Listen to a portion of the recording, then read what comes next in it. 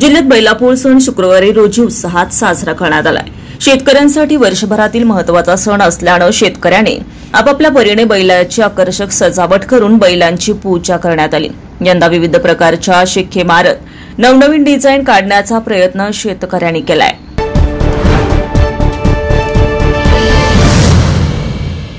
मराठा आरक्षणासाठी 29 ऑगस्ट रोजी मनोज जरांगे पाटील यांच्या चलो मुंबईचा संदेश बैलपोळ्यानिमित्त शेतकऱ्यांनी आपल्या बैलावर लिहिल्याचं फुलंब्री तालुक्यात पाहायला मिळालंय.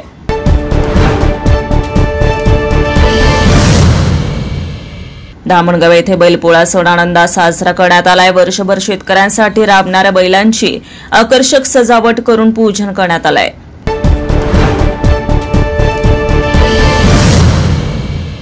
शेतकरी कर्जमाफी करा, शेतकऱ्यांचा 7/12 कोरा करा असा आशयाचे संदेश फुलंब्री तालुक्यातील आळंद येथील शेतकऱ्यांनी पोळा सणानिमित्त आपल्या लाडक्या सर्जा राजाच्या अंगावर लिहिल्याचं पाहायला मिळत आहे.